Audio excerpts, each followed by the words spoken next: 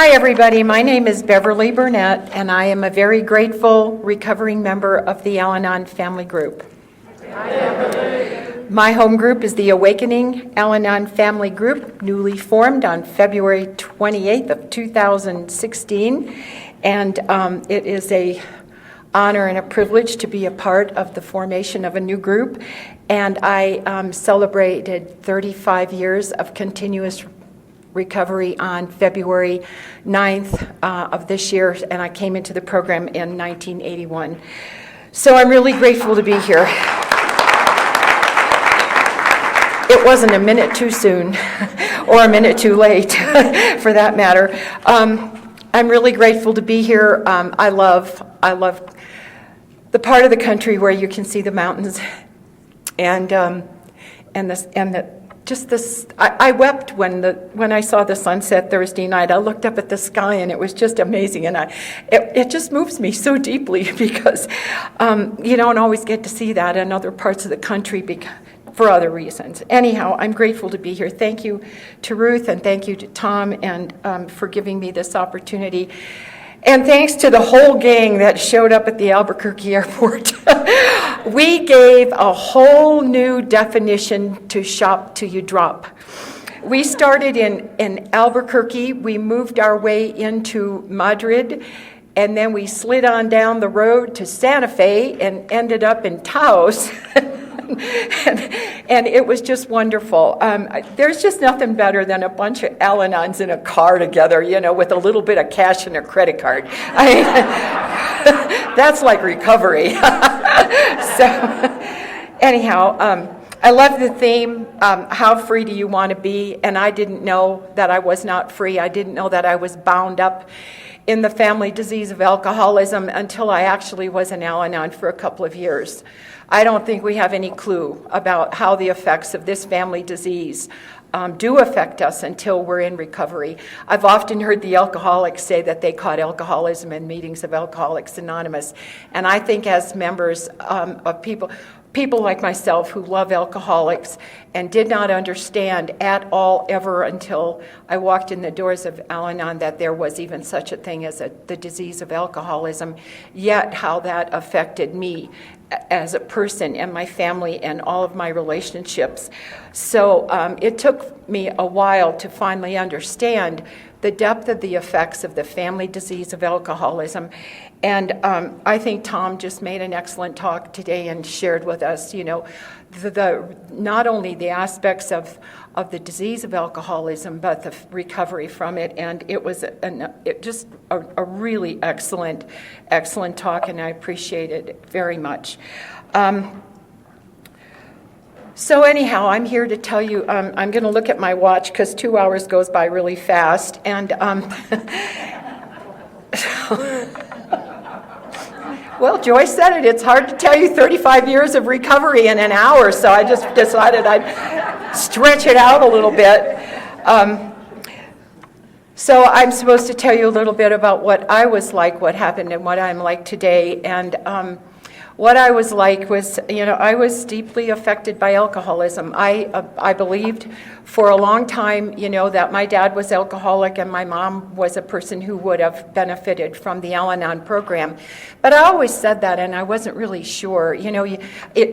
It sounded like it after listening to, alcoholics speak in open meetings of Alcoholics Anonymous. I just knew that my dad was alcoholic, but we're not supposed to say that unless they get up and announce that they are alcoholic, but I just kind of knew. Well, I'm getting older now. I'd like to tell you, I'm 70-ish, and I've been almost married for 55 years, and that's a long time.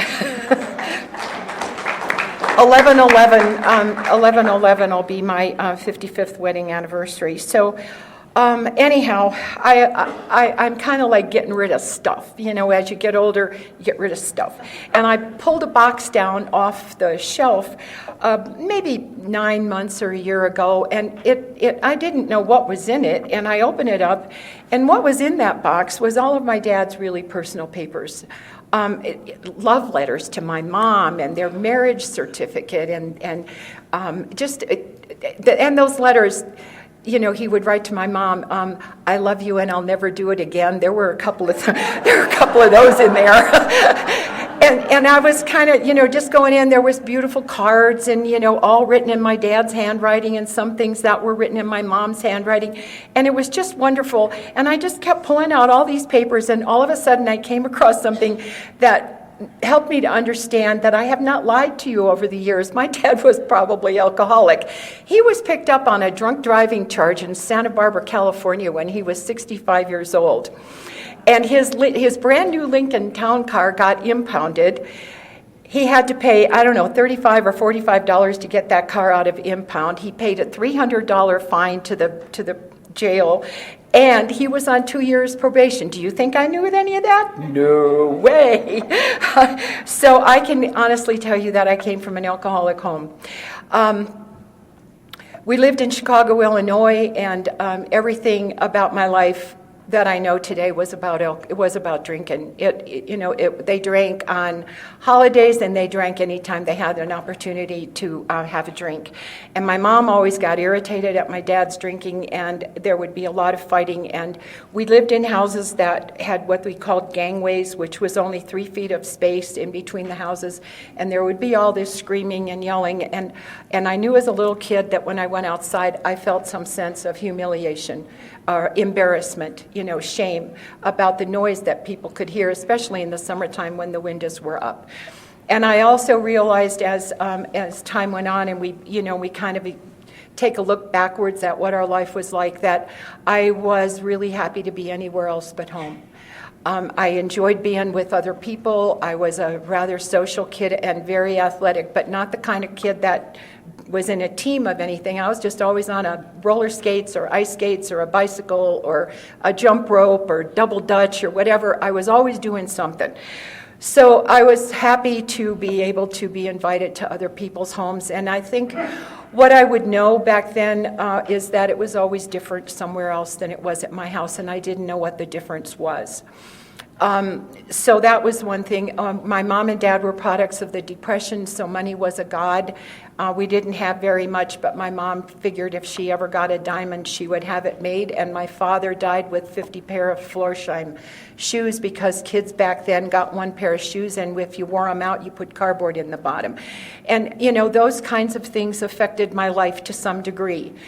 And then time went on, and there was drinking and the fighting, and lots of fun. My dad was a fun guy. He enjoyed his drinking, and then he'd reach that place where he wasn't so much fun, and that's where my mom would kick in, and oftentimes, however you feel about the alcoholic, if you can't convey that adequately to the alcoholic, there's a food chain, and then it goes down to the kids. And oftentimes that stuff happened, and I remember as a little girl saying, if I ever get married and if I ever have kids, I will not treat my children like that. But until I got to you, I did not have the capacity to change any of my behavior. I didn't know what it was that caused me to be basically restless, irritable, discontent. And until I got to you, I was able to start to change some of that. My mom had an idea that there were 2 things that were causing the problems in our family. One was living in Chicago, and the other one was my dad's brother, Uncle Jimmy. And Uncle Jimmy was really an alcoholic. He was if you think about an alcoholic, the vision that you often have would be a guy in a trench coat with brown stained fingernails growing over the top, maybe a couple of old cigarette butts in his pocket, and hair down here, and a beard, and just kind of dirt, all around dirty. And that would be my Uncle Jimmy. And they would call my dad from 26th Street and say, Jimmy is really bad drunk and you need to come and get him. So my dad would come and get my uncle. My mother would Clorox him, and then they'd bathe him, and then they would put some clothes on him, and they'd take him to the VA hospital. And I don't know how many times they did that while I was a little girl, but it was more than once. It was a number of times until I remember my mom telling my dad, don't ever bring him here again, I don't care. I don't care anymore. So that was my vision of it was called a drunk. It wasn't called alcoholism. He was drunk. He was just a bum. Drunk is the way that they expressed that. So I was an only child for 7 years. My grandmother adored me. She was a little under 5 feet tall, and I remember sitting in her lap for the last time when I was 16 years old. And until I got my first Al-Anon sponsor, that was the only place that I ever felt loved and safe, was when I was sitting in my grandmother's lap. Oftentimes she would protect me from my mother's wrath and she'd curl my hair, and you know, she lived with us because of alcoholism. She lived with us for 6 months out of every year. My dad and a bunch of the old guys that, and they weren't old, they were young kids probably back then, they were building a boat in the next door neighbor's garage, and I remember when the boat got done, they were so excited, but it was really about the drinking. The kids got to take the ice pick and break up the ice, and it was exciting, and then they're in there sanding and laughing and having fun, and they finished the boat, and they had built it too big to get it out of the garage. So I'm pretty sure that if you go to 2829 South St. Louis and go next door, I think you might find a boat in the garage. So my mom said that if we could just get out of the suburbs, you know, that she would, or get into the suburbs, that she could be happy. When I was 7.5 years old, my sister was born, and I took exception to that. I made a decision that they needed to take her right back where they got her. And I was, I don't have words as a child to describe that I feel threatened. I feel a sense of competition. Are they going to love her more than me? And it looked like it because she had this pretty little bassinet in the middle of the living room floor and lots of presents, and I wouldn't get any presents. And so, I don't know. I don't have words to say I'm jealous, I'm insecure. What about me? I'm scared, what's this going to look like? And so what do? As my sister grew up, I just picked on her. Continually picked on her. And it wasn't nice picking either. I could be really mean and cruel to my sister. So 3 years later, my brother came along, and that was not a problem. Eventually, we did move to the suburbs, and alcoholism is a disease, and we took it with us to the suburbs. And there was this threat. My mother's telling my dad, no more Uncle Jimmy here, and you're not going to do this, and there's no corner taverns here, and you're going to sit here and behave yourself. Well, he became post commander of the VFW, and the party was on.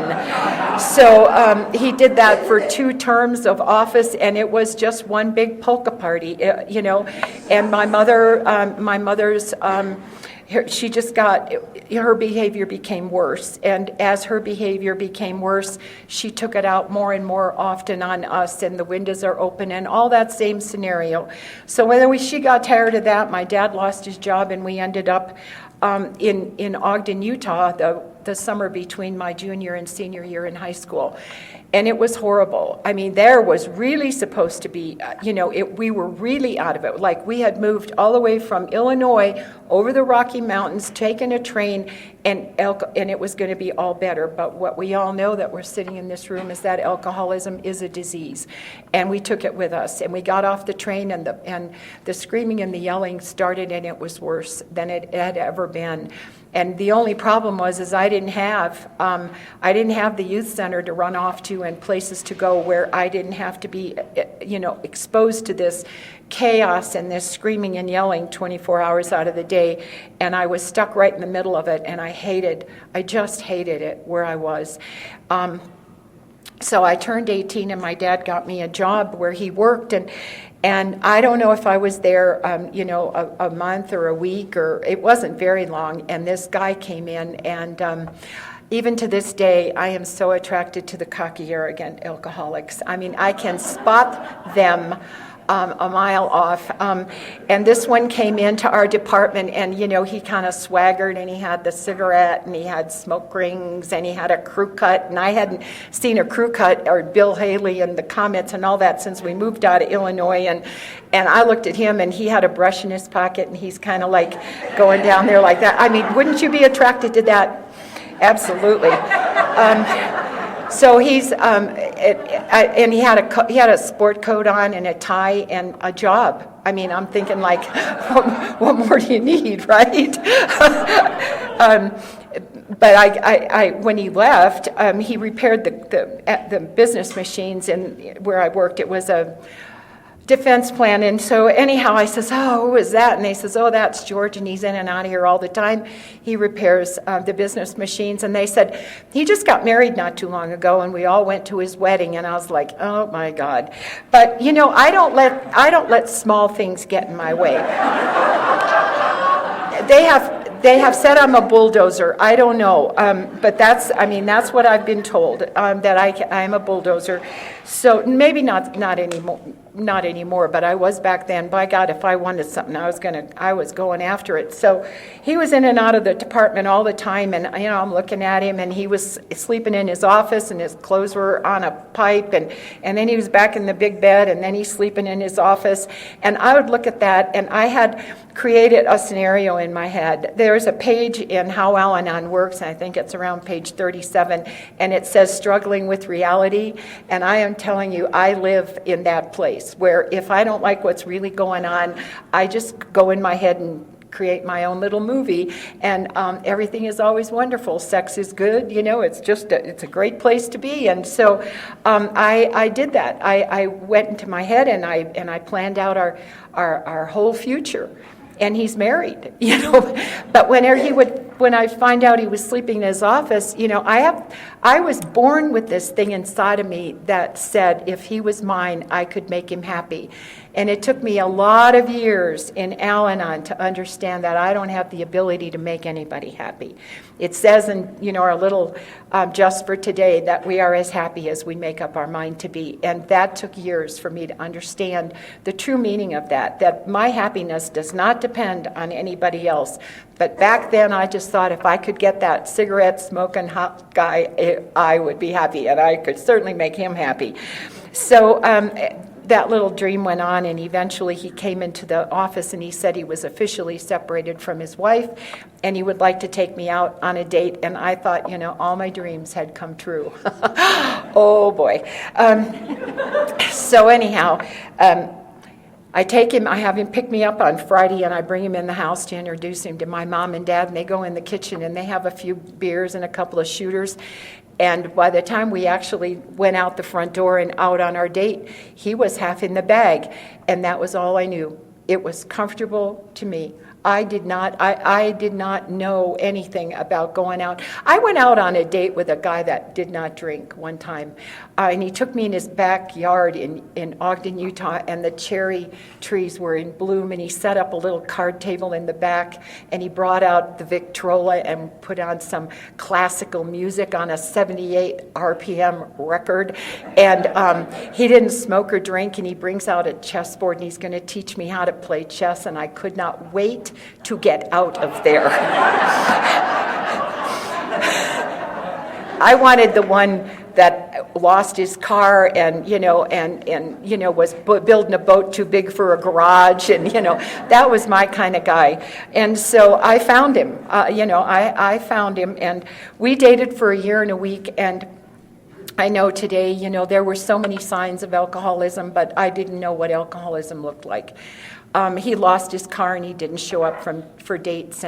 And the first thought that I would have when he didn't show up for a date is that there was something wrong with me. What can I change on the outside? Should I get some new pedal pushers? Maybe blondes have more fun. And all those things, and I would change something. I'd buy something different, or I'd change something, or I would maybe act a little different because I was a chameleon back then as often, we take on whatever's going on in our environment, and so I did all those things. But he would call me after he'd missed a date, and he'd say, "I am so sorry. I am so sorry I didn't pick you up last night." He said, "I went into the keg for a beer. I was going to have one beer, shoot a game of shuffleboard with Tracy and the guys." And he says, "Next thing I know, it's 1:00 in the morning and Mary's kicking us out, and I don't know what happened." I don't know what happened is the right answer. I don't know what happened is the right answer between that and raising up some alcoholic kids. When I'd say, "Where were you?" They go, "I don't know." They don't know, but I would force that. I needed to know. And then he would go on and apologize, and then he would say those magical words, and it'll never happen again. And I don't know how many million times I heard those words in the next 21 years of our marriage. It'll never happen again, but I believed it every single time. And that's the nature of my disease. So we dated for a year and a week, and he missed the dates, and he'd make the promises, and he'd lose his car, and we'd go out and find his car, and, you know, all those crazy things. My mom said that I shouldn't be involved with him, that it looked like he drank too much, and he's in the process of a divorce, and my dad's telling me, hang on to him, he's the greatest thing since sliced bread, and so I want to, if my dad liked him and my mother didn't, by God, I was going to hang on to him no matter what. So we get married, and we were going to get married in my church, and that wasn't going to happen because he had been married before. And so I walked out of speaking with the Monsignor, and I was angry at the church of my childhood and angry at God and everything, and I set off to live on self-will for the next 21 years. And it was an ugly place to be when you're relying on yourself for everything and you're living in active, progressed alcoholism. It's not a good place to be.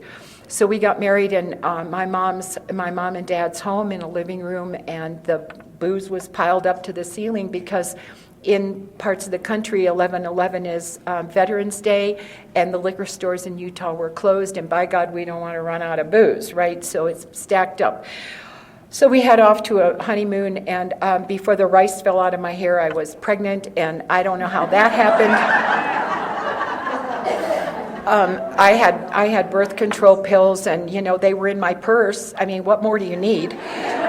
So 9 months and 2 days later, I have a baby, and I don't know how to take care of a child. I mean, I literally do not have a clue. My sister was the one who babysat and loved little kids, and so she came over and would help me to learn how to take care of my own child. The very first, we went on a honeymoon Saturday, Sunday came back, went to work Monday morning, and I come home, make dinner, and he's not there. And I call and say, when you're coming home. And the first time I did that, it was very kind and very loving. And he says, I've got a couple of loose ends here to tie up. I'll be there in a few minutes. Everything's cool. So I waited. We're good at waiting. And so I waited 15 or 20 minutes. And then I called again. And, you know, the voice changed. And he says, I told you I'd be there in a little while. I had loose ends. So I waited again, 15, 20 minutes. He's not there. I call again, and the voice really changed. And he says, I told you I would be there when I got there. And I felt something flip inside of me that day. Right then, I'm married, 2.5 days. And I felt something flip, and something inside of me said, oh no, not again.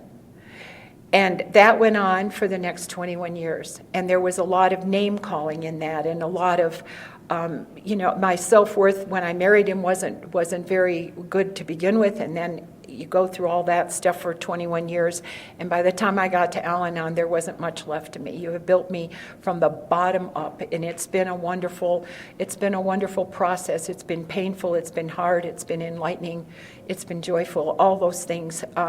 But when you got me, I was absolutely a mess. So my husband went up the corporate ladder. We went from Utah to Pennsylvania. By now I have 2 children. They were born 2 years apart. I've got 2 sons. We went to Pennsylvania, and there was a little respite in the alcoholism in Pennsylvania. We got a snowmobile, and it was about a 3-year time when it just snowed like crazy. Every time you turn around, it was snowing, and we met these neighbors, and they sold us their Arctic Cat, and they went out and bought a bigger and better and brighter one, and we got involved with these neighbors, and it was so much fun. We were out on those snowmobiles almost every night. My husband was coming home from work at 5 o'clock, and we're eating dinner together, and we're like a real family, and not much drinking's going on. And I didn't connect the dots that what was going on there, but all that I knew is that for a period of about 3 years, it was a lot of fun. He was the Evel Knievel on the snowmobile. He was the only guy that usually ended up in some farmer's ditch or something, and they wouldn't plow our driveway because they had to drive those snowmobiles into the garage. So I was the only person on the block with a snow-filled garage. And I couldn't get up there. I had a pickup, and I couldn't get up there, so sometimes I'd end up sliding into the grass, and the neighbor would call George at work and say, well, she did it again. She parked the car on the front lawn. So I'm looking like the drunk. I'm the one who's parking the car on the front lawn. So time went on, and it was just a fun time. It was really a fun time, and it was a family time, and we had the kids with us all the time, and it was really sweet. And then he got a promotion, and we ended up in New Jersey. And boy, they talk about the alcoholic can be sober for a period of time, and he wasn't really sober. He was, drinking, but it wasn't to excess during that time. But they talk about how when you start again, you pick up where you left off, and it gets worse, never better. So we get to New Jersey, and I'm just startled at the fact that, he's drinking a lot, and he's not coming home, and, and the fight was on again. And I didn't know what was causing all that. And so anyhow, we were there for about 5 years before we moved on to Texas. But the big thing that happened there, really the most memorable thing that happened while we were in New Jersey, is it was a beautiful place. We were on Lake Mohawk in Sparta, New Jersey, and it was a private community, and we lived a half a block off the lake, and we had lake access, and it wasn't open to the public. It was just a beautiful place. The kids were down on the beach, summer, winter, spring, and fall, and I'm there by myself, and I'm cleaning and cleaning and cleaning. I'm just crazy, and I'm screaming at the kids, and my life was completely unmanageable. So we're getting ready now to move to Texas, and I've packed up everything, and I've cleaned with a toothbrush, and my neighbor knocks on the door, and she said to me, come with me. And I said, I can't. I've got to finish cleaning up this house. And she said, Beverly, you've been cleaning this house ever since you moved into it. She says, I need you to come with me. And I says, I really can't. The moving van's coming tomorrow. I really can't. She said, you're coming with me. And she almost physically drugged me out of my own house. And we go down to the pier, and she sets up 2 little lawn chairs, and she's got a thermos and a couple of coffee cups. And she said, sit down. And she poured me some coffee, asked me how I liked it, and she faced the chairs towards the lake, and she says, look at this place.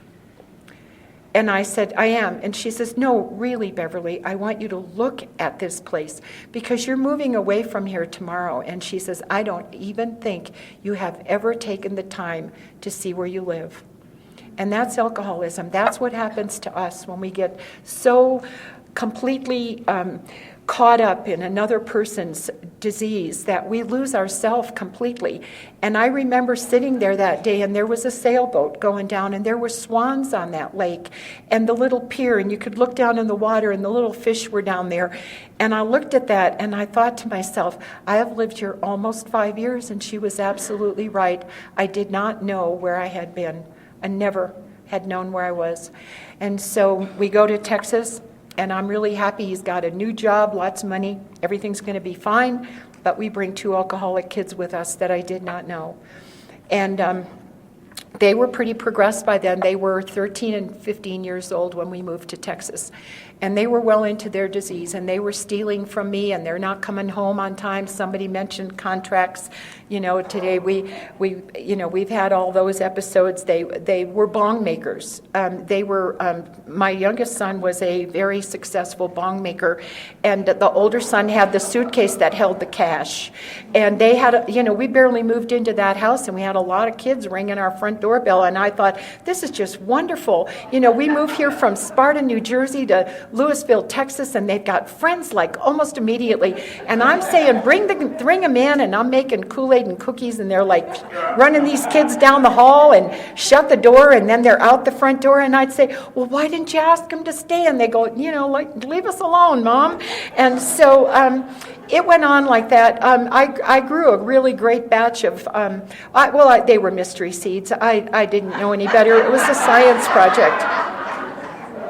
And they came in with these little baggies, and they asked me if I'd help them with a science project. And they had really not wanted me in their life at all for quite some time. So when they invited me to come in and help them grow these seeds. I was thrilled. So I got 10 yellow flower pots and a big, huge bag of Miracle-Gro potting soil, and I plant the little seeds in there and put saran wrap over them and put them in my bedroom because I've got southern exposure. And I came home from work diligently every day to check the progress of our science project, because by God, I was going to have the best science project there ever was. And so, and it grew. I mean, all 10 pots grew, and I took the saran wrap off, and every day I'm turning them so they weren't, you want your plants to be straight up. And so I'm turning them so that they were not growing crooked, and they're getting bigger and bigger. And one day I said, I think we have hybrid marigolds.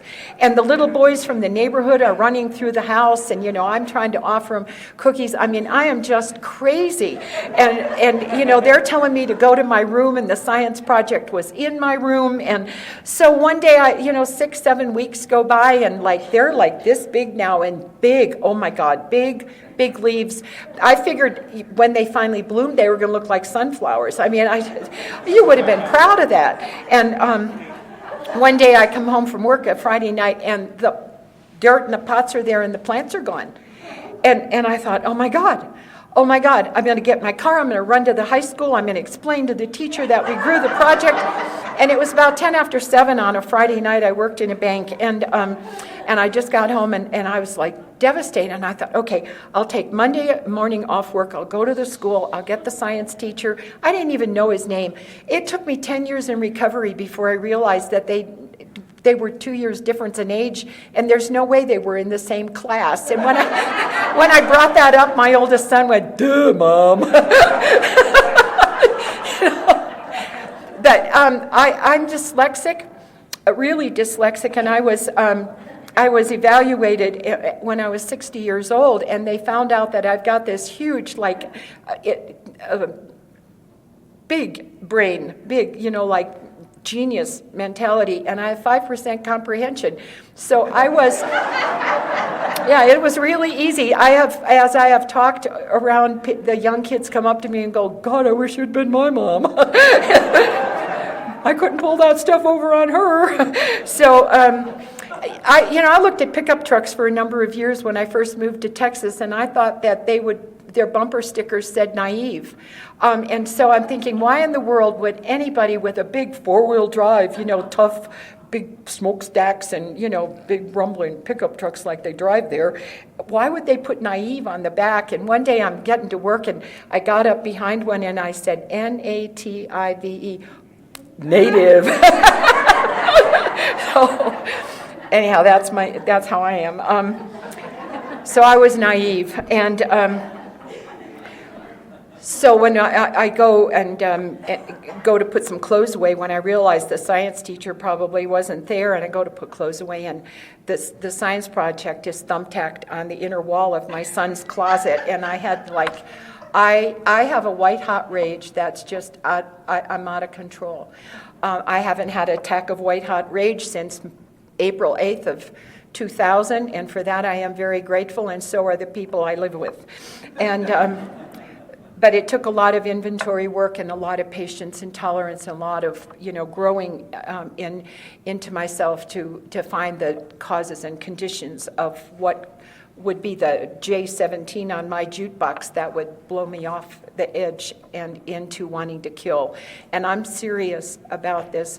I picked up a wooden spoon and a diapered baby and almost beat him to death. And I heard the voice of God say, if you hit him again, you'll kill him, because I was at that point where you have no control over what happens next. And that's the kind of rage that I came into this program with. So those were the things that were going on. And, I think everybody in this room, God came and got each and every one of us. And it was very individual, and it was very much just for you. My son lived in Seattle for a number of years, and I loved going there, and I'd get my little granddaughters off to school, and then I'd hop on the city bus and go into downtown Seattle and walk down to the Fisherman's Market, or wander through the Bon Marché, or just up and down the streets and look at all the street people and the musicians, and and all of the entertainment that goes on in the streets and the people. It was just the most fascinating city as far as I was concerned. But one of the things that always moved me when I got on the bus is that on every single bus in the city of Seattle, there's a poster up there, and it says, if somebody's drinking bothers you, call. And I thought, how many lives are touched by that poster on those buses every single day? How many lives maybe were saved because we put those posters up in these buses? And if one person called that 800 number and asked about an Al-Anon meeting, those posters had paid for themselves. And I was always so moved when I'd look up and see that, and I think to myself, I am so blessed. I am so blessed. Alcoholism touched every member of my family, and I am the one who ended up with this passion and this desire and this this was my place, and I knew it, and I knew I didn't ever want to leave. But I had such a personal call to come to this program, and each and every one of us did, and we can either when we are introduced to this, no matter how it is, it's the way God uses his ability to come and get you and say there is another way of life. And some people turn their back on it, and others, dabble in it. And some people like me, for reasons I can't ever describe, stay and become more involved and more passionate and have more feeling towards, what a gift, what a blessing. But this day, that God came and got me, I was at work, and one of my fellow employees had been gone for a couple of days. And when she came back, I said, Margaret, where have you been? And she said, my son Tim almost died over the weekend. She says, we'll talk about it at lunch. So we went to lunch together, and she told me what happened to her son Tim, and he almost died of alcoholism. And I says to her, what does that look like? Now, I've heard stories about the fish in the ocean who don't know they're in water. Well, that's exactly the way that I was. I was swimming in the disease of alcoholism, and I did not know it. And I say to Margaret, what does it look like?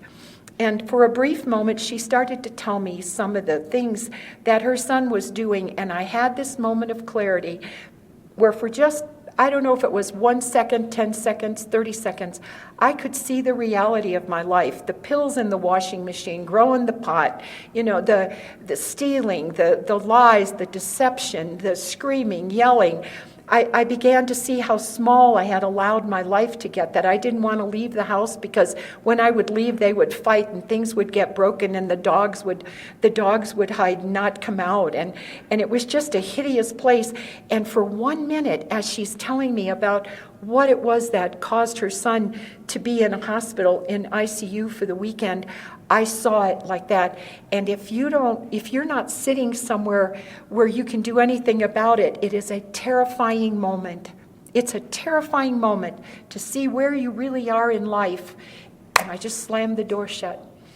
And I said to her, could I have the telephone number of the place they took him? I have no idea why I said that. None. And she wrote down the number on a piece of paper, and she handed it to me. I called my husband, and I said, I think we need to go check this out because I think Scott might have a problem. He was reluctant, but he agreed, and I called and made an appointment, and we went to see a team of family counselors at Westgate. And they evaluated us individually and as a family, and they sent us out, and they said, somebody in this family has alcoholism, but we don't know who. And I was offended by that because, I had quit. Well, some of us just don't drink anymore because somebody's got to watch them.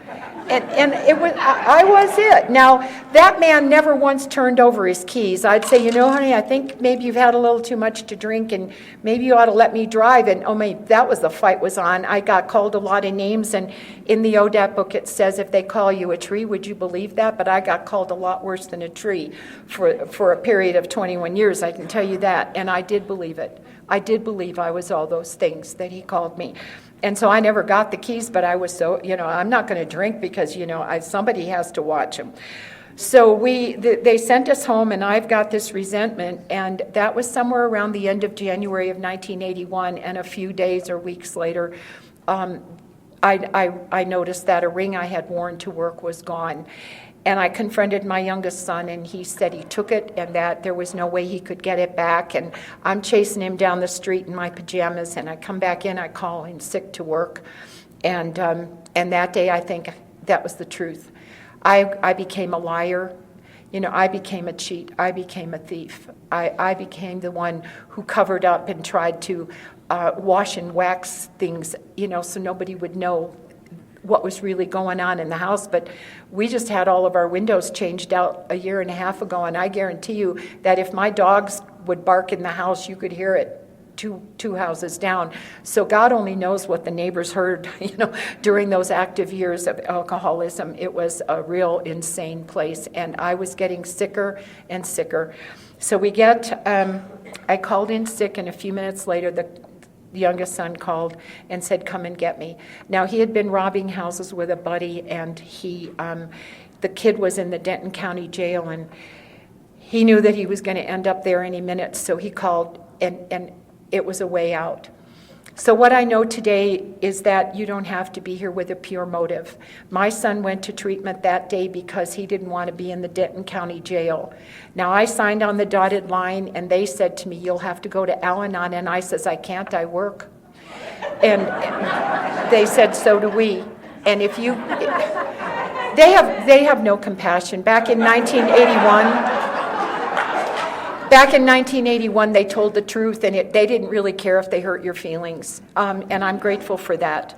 I'm really grateful for that. And so she says, if you don't go to Al-Anon for the next 28 days while he's here, you can't come back and see him. And I'm like, now, I'm afraid of angry people, so I'm thinking all of this stuff, and it's not coming out of my mouth, and I'm thinking, who are you to tell me what to do? Because I just put my name on there, and I'm going to give you a lot of money to keep this kid for... And what I realized is that I thought, okay, I'll play your silly little game for 28 days. March 8th, when he's out of treatment, I'm out of Al-Anon.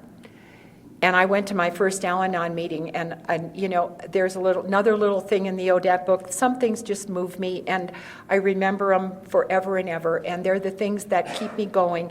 And in the ODAT book, somewhere in the end of March, it said, somewhere down deep inside, I knew I was home. And when I walked into Al-Anon, I knew I was home. And, I couldn't put my finger on it. I can tell you right now, it took me a long time to begin to actually work an Al-Anon recovery program. But I had also been so isolated and so diminished by this illness for so many years that all I lived on for a long period of time was the fellowship. And in Dallas, Texas in 1981, there was a lot of fellowship. There was a lot of couples in recovery, and, I went to meetings with people that you have heard speak behind the podium, and I was blessed. They told us early on that we needed to go to the family afterward meeting at Alpha. George and I just absolutely could not say one word to each other without it ending up in some big, huge argument. And so we decided we'd go to the family afterward meeting, and there were 40 couples in that family afterward meeting on Saturday night. And we would fight all the way down and get in the meeting, and they'd sit in there, they'd greet us at the door, and they'd go, "Hi, Beverly. Hi, George. How you guys doing?" "Fine. We're fine. Everything's fine." And so we'd sit there, and they'd talk about money issues and communication, and I don't even have definitions to those words. I don't even know what they mean. And we're listening, and they're working out of the family afterward chapter of the big book, and the chairperson would pick something, and they'd discuss that, and the guys have got their arms around their wives, and I'm sitting there thinking, if you touch me, I'm going to slap the crap out of you. And I did not have a kind thought in my mind back then, but time went on, and we were religious about going to these meetings every Saturday night. And the main reason I went was because afterwards, everybody went to JoJo's for pie and coffee, and they made us a space at the table. And I wanted to be there more than my next breath of air. I loved being with these people. And the next thing I knew, we're going to conferences. They're saying, just send in a deposit. We're all going to the Brazos Riverside Conference. We're all going to Lakeside. We're all going to go to the First Canyon Conference. And I find myself doing all these things. And so that was the fun part. The young kid went to meetings. He had to be driven. he was on a skateboard and a wheelie bike, and and I'm out in the driveway saying, "Oh, it's 7:30, Scott. You better get off your bike, and I'll take you to a meeting." Well, in the beginning, it was working out just great, and he was, willing to put the skateboard away and get in the car and go to a meeting. And then all of a sudden, slowly it got worse. And I'm going to Al-Anon meetings, and you're talking about detachment and letting go with love and not enabling. And I'm out there yelling at him, "It's almost 8 o'clock. Get in the car. It's time for an AA meeting, and I got to get to my Al-Anon meeting." And all of a sudden, then he wouldn't want to go to meetings, and and it was chaotic in recovery in the beginning. It was chaotic in recovery. So one day, towards the end of March, we're getting ready to go to a meeting on a Sunday morning at Alpha, and I noticed that Stephen is drunk. It's 8 o'clock in the morning, and I said, "Oh my God, he's drunk." And Scott says he's worse than me. So I go off to a meeting, and I say to a guy named Bill, I says, I think we have one more at home. Now, on the 23rd day of February, in the treatment center meeting on Friday night, my husband stood up and got a desire chip, and he has 35 years of sobriety. So now I talk to Bill, and I say, "I think we got one more." Thank you. "I think we got one more at home, and I don't know what to do." And he said, "Oh, you only have two options. First of all, your house is a privilege, and you are going to Al-Anon, and your husband's sober, and the young kid is sober, and so he either goes to AA get in recovery, or you ask him to leave." And I said, "But he's only 17 and a half years old." And he says, "It doesn't matter. He doesn't want to be sober. You don't get to live there." So in the beginning, I was armed with other people's courage and other people's faith. And so I get home from the meeting, and I go, it's 4 o'clock in the afternoon. I thought, well, he's slept enough now. I didn't know about blackouts. And I go in there and wake him up, and I said, "You were drunk when you came home this morning, and you can either come to Alcoholics Anonymous or you have to leave." Well, he got sober really fast, and he gets in his truck and goes out the driveway, and I got this feeling like he's, I'll never see him again. Don't ever worry. They're like Velcro. They come right back. Right back. You can't get rid of them. And so he calls me from work, and he tells me I'll go to one AA meeting. And I get up on my soapbox because I don't know any better. And I'm telling him, one AA meeting, blah, blah, blah. And again, I hear God's voice say, "Shut up."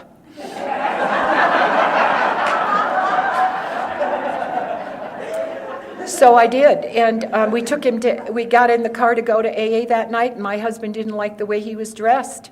He was wearing a Coors hat, a tequila t-shirt, holy jeans, and titty shoes. And my husband jumped out of the car and says, "I'm not going to Alcoholics Anonymous with him dressed like that." And the other kid, Scott's saying, "Just drive the car." And now we're sitting in the middle of FM 407 with no driver. And so I'm going to go home and save the husband. And the kid's got his head out, the Mustang, and he's going, "Mom, get in the car before we get hit." And so we're going to be late to the meeting. So I drive, walk into AA. Millie says, "Who's that?" And I said, "That's our oldest son, Steve." Dead. I'm telling you, they weren't nice. And so she says, go in there, we'll take care of him. So she summons Bobby, and Bob don't want to work with kids anymore. And I don't know what happened between Millie and Bob, but it was, next thing I knew, Bob's working with Steve. And so I go get a cup of coffee. There was a petition at 135 about this big between the Al-Anon door and the AA door. And I happened to peek in there just to make sure.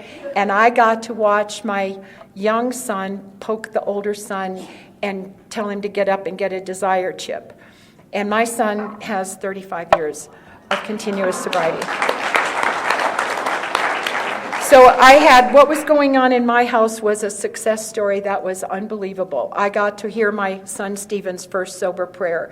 I got to watch the 12 steps of Alcoholics Anonymous come to life in my house. I got to watch a sponsor work with a sponsee and the development and the growth with all that. And I began to grow such an incredible passion and just a reverence for the program of Alcoholics Anonymous because I saw it working.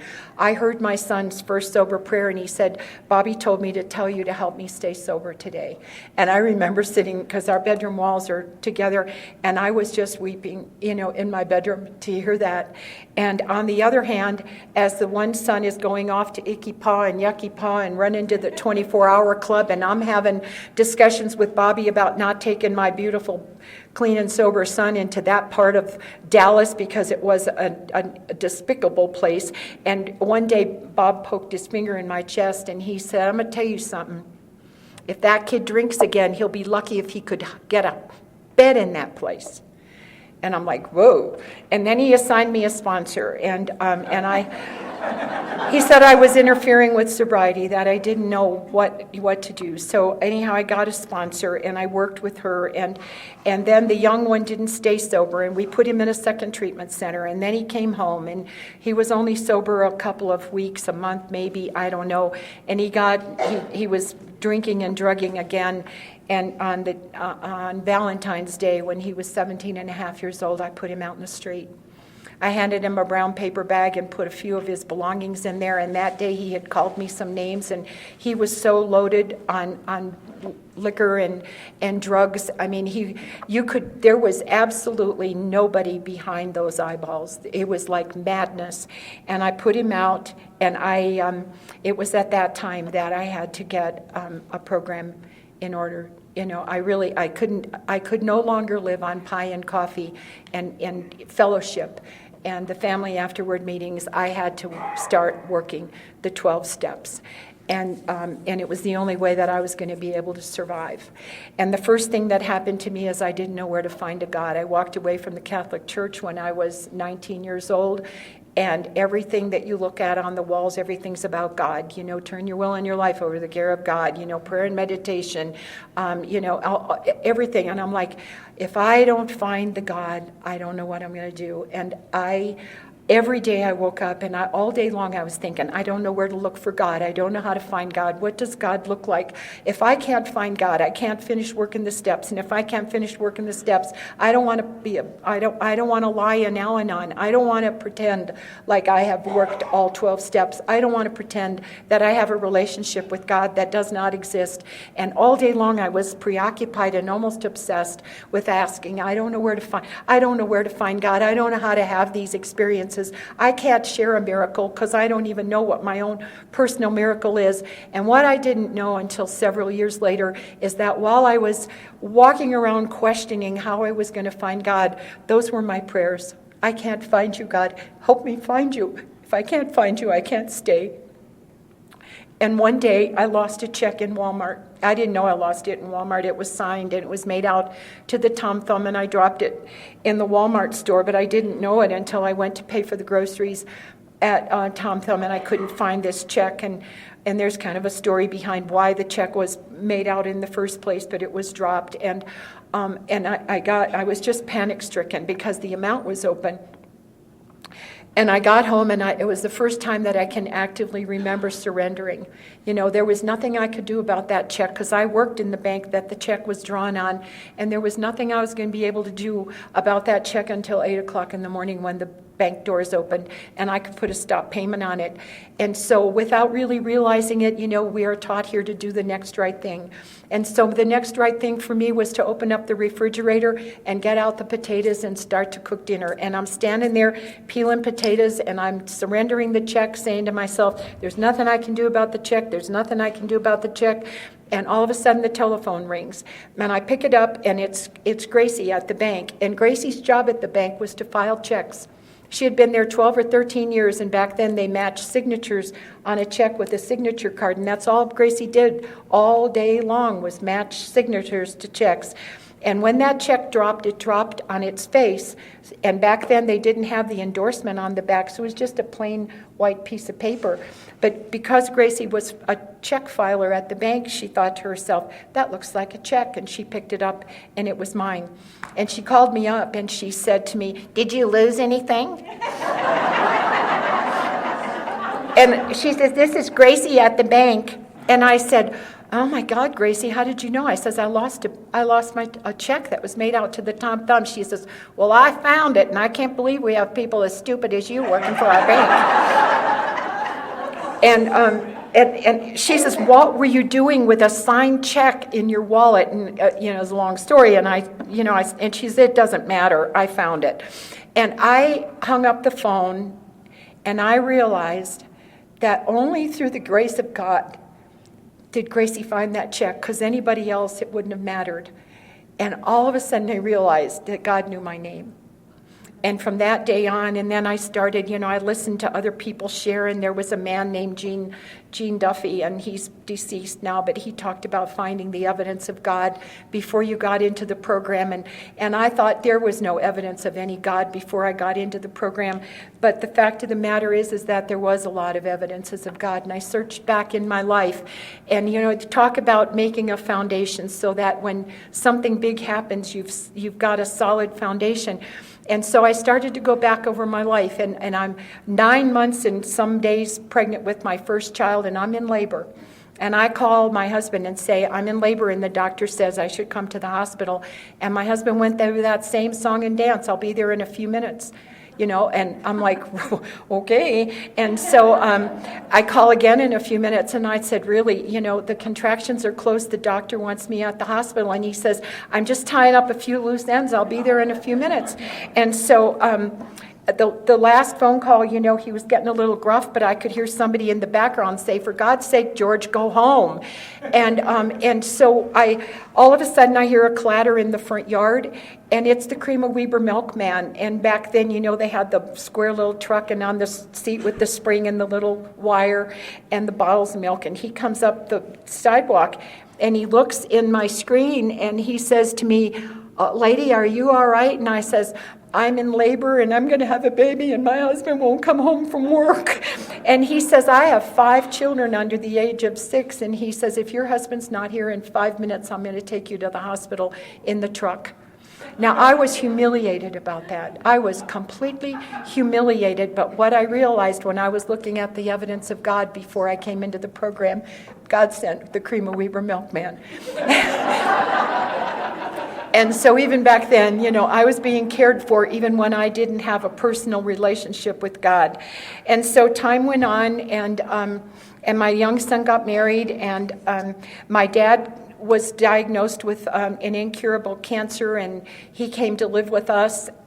And for 2 years, I had my dad in my house, and it was a wonderful thing. I didn't really owe my dad an amend, but I didn't have a relationship with my dad growing up.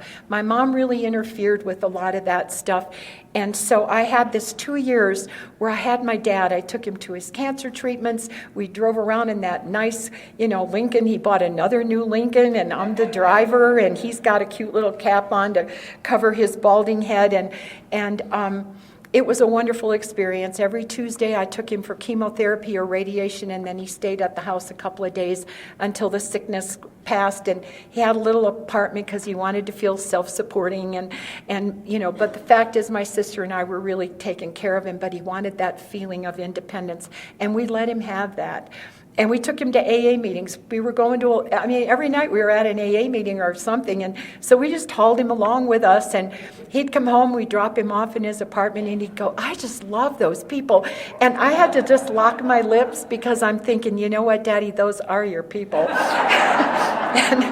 And so he died, and it was a wonderful feeling to know that I owed no amends to him. I had loved on him and taken care of him and everything. But while I had him, I only had my dad a couple of weeks when we got a call from my son, and he was in South Florida then. He had gone down there to work.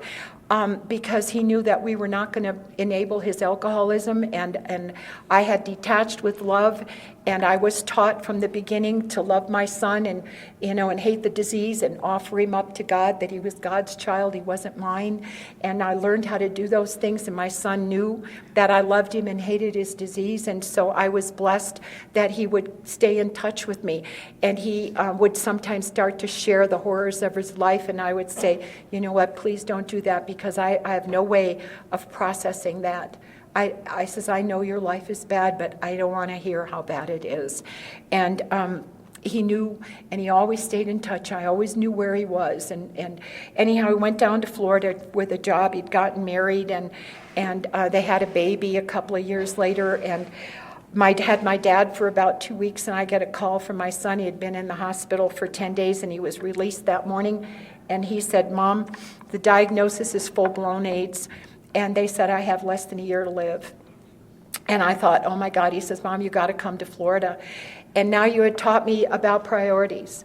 And I'm taking care of my dad, and they're in South Florida." And I says to them, I talked to a person in the program, because back then in the late 80s, AIDS was primitive. It was scary. Nobody knew what was really, how you caught it and everything, and so everybody was terrified of it. So they said, don't tell anybody. And anyhow, I had one person that I trusted, and I said, my dad's dying of cancer, my son's dying of AIDS, and the vet said I need to put the dog to sleep. There is no God. And she says to me, there is a God, and he's going to be bigger than you've ever known in your life.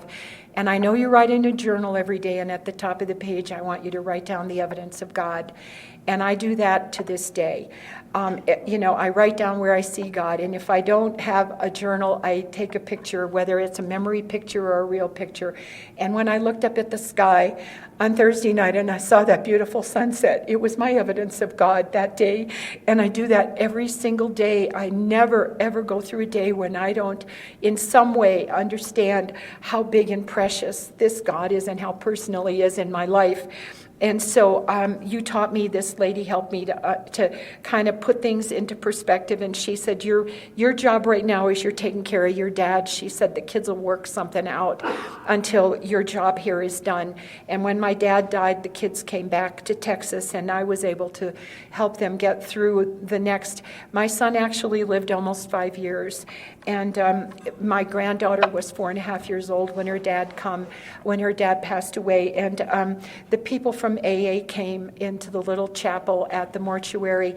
I mean, it was packed. It seated for 200 people, and every row was taken with somebody from the program. And these were people that didn't even know my son.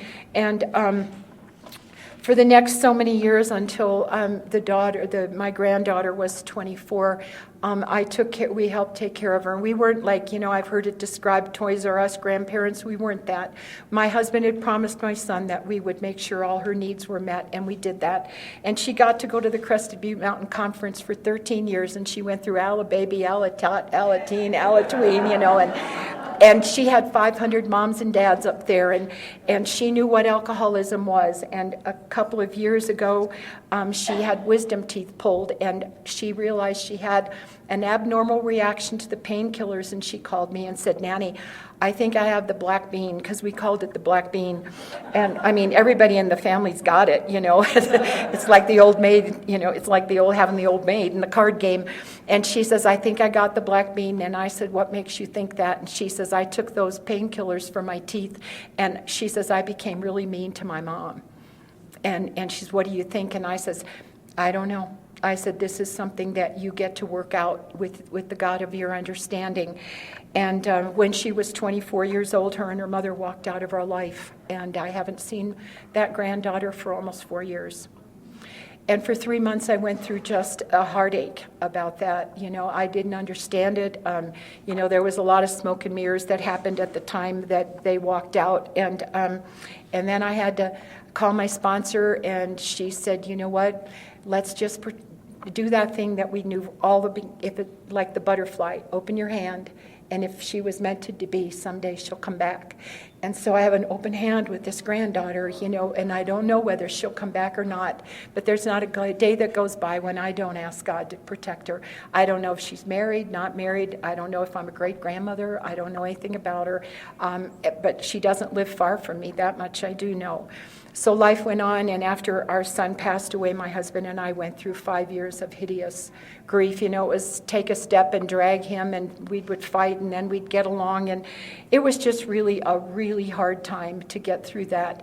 And somewhere about 4.5 years after my son died, I have 2 baby pictures up on the wall, and they were taken when they were maybe 13 or 14 months old, little bib overalls, black and white sepia, And one morning, maybe 4.5 years after Scott died, I looked at those pictures, And I was able to say, and he's never coming back.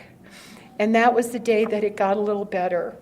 But for years after that, if I saw anybody wearing tie-dyed, or if I saw a fish aquarium, a saltwater fish aquarium or anything, I would burst into tears, and nobody knew what was wrong with me. But my son, when he was pretty much housebound, he had a 100-gallon fish aquarium, and he made tie-dyed shirts. And I was unable to look at that stuff for a long time. I've been unable to go to funerals all these years. It was just too hard to go.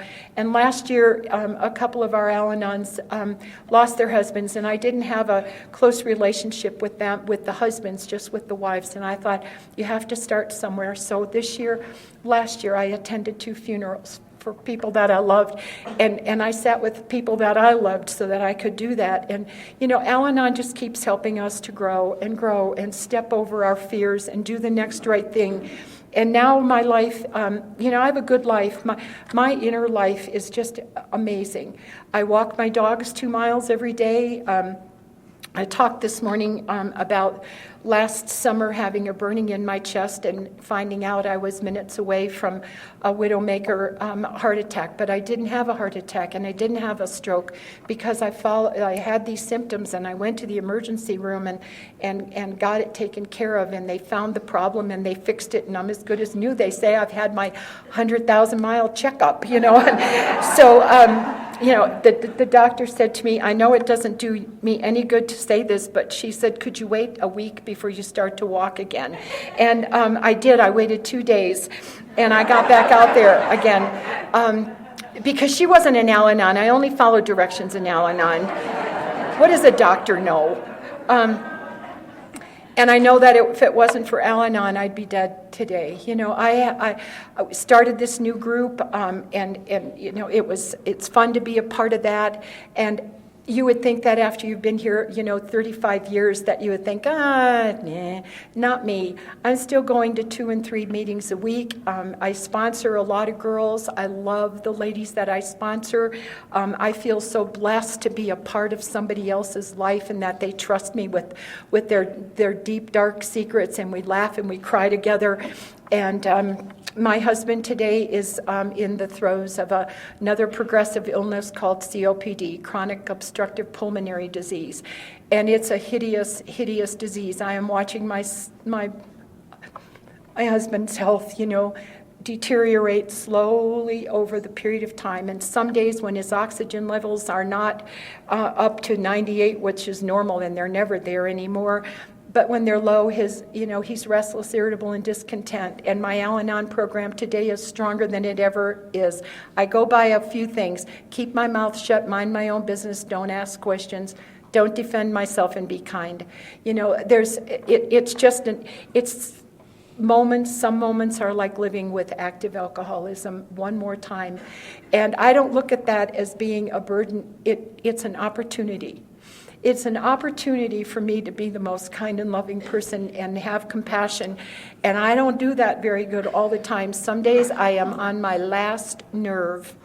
And but you told me I could go in the garage. I put my ironing board up in the garage, and some days when he's on my last nerve, I iron pillowcases or anything, or I go for a walk, or I have plants out in the backyard. I have friends to call. I have a sponsor. I have tools today. We had a wonderful workshop today about the tools of recovery, and there are so many things that you taught me.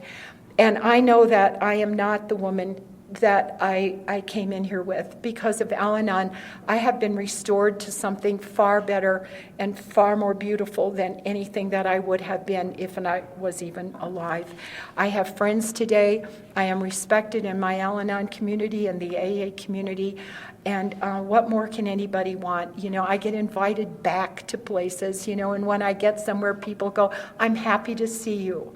And that was not always the case. I have so much gratitude and so much love, not only for the program of Al-Anon, but the program of Alcoholics Anonymous. And I am so grateful that you have Al-Anon participation here in this convention and that I got to be a part of it. Thank you.